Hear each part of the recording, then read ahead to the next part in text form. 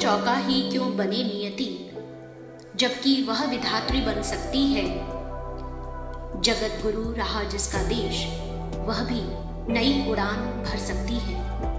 एक समय था जब हमारा देश जगत गुरु कहलाता था।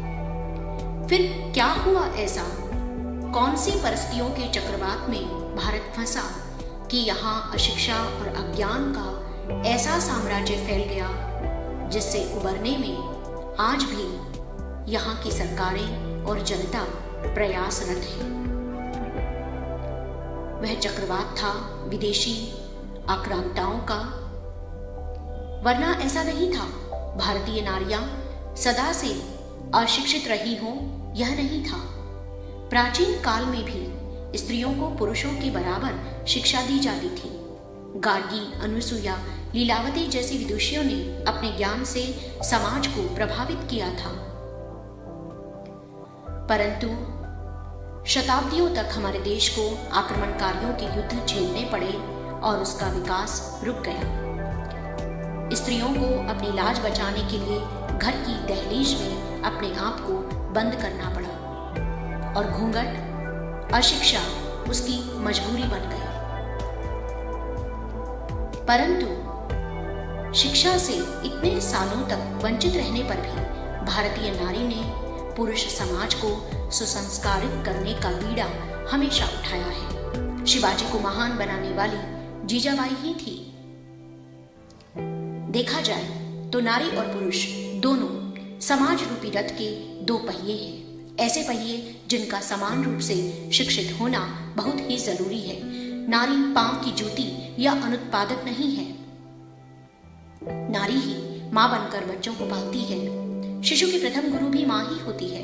वही उस कच्ची मिट्टी को अपने कल्पित सांचे में ढालकर देवता भी बना सकती है और राक्षस भी। अगर नारियां शिक्षित होंगी तभी तो समाज शिक्षित होगा, संस्कारित होगा, ज्ञान से समृद्ध होगा। स्त्रियों को अशिक्षित रखकर कोई समाज अपने कल्याण की बात कैसे सोच सकता है। आज प्रश्न उठता है कि नारी शिक्षा का रूप क्या हो। कुछ ऐसे जन्मजात गुण स्त्रियों में होते हैं, जैसे दया, ममता, विश्वास, स्वच्छता, त्याग, समर्पण और मधुरता। अतः उनकी शिक्षा इन्हीं गुणों के अनुरूप होनी चाहिए। पुरुषों के साथ कंधे से कंधा मिलाकर चलने की इस दौड़ में लड़कियां वाणिज्य, सेना, इंजीनियरिंग, पुलिस, पायलट आदि अनेक सेवाओं में जा रही हैं और अपने आप को बहुत श्रेष्ठ साबित भी कर रही हैं। परंतु इनके लिए, इन क्षेत्रों के लिए चित्त की कठोरता और अनथक भागदौड़ उसके स्वास्थ्य के लिए उचित नहीं है, उसके मन के लिए उचित नहीं है। स्त्रियों को शिक्षा और नौकरी दी जानी चाहिए, उन्हें मिलनी चाहिए, पर उनका स्त्रैण स्वभाव बना रहना चाहिए।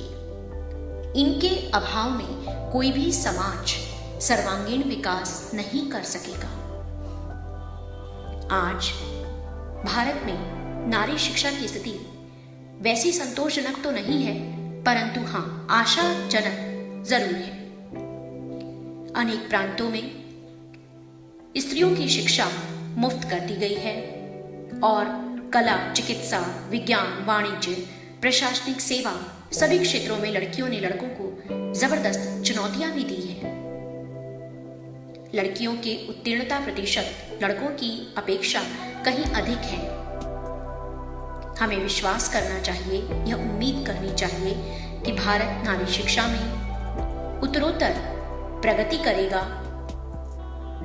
हम कामना करते हैं शिक्षा के पंख लगाकर छू सकती है नारी भी सपनों का संसार। शिक्षा के पंख लगाकर छू सकती है नारी भी सपनों का संसार। हौसले दो, उड़ान दो, हौसले दो, उड़ान दो, फिर वह भी रच सकती है स्वर्णिम संसार। फिर वह भी रच सकती है स्वर्णिम संसार।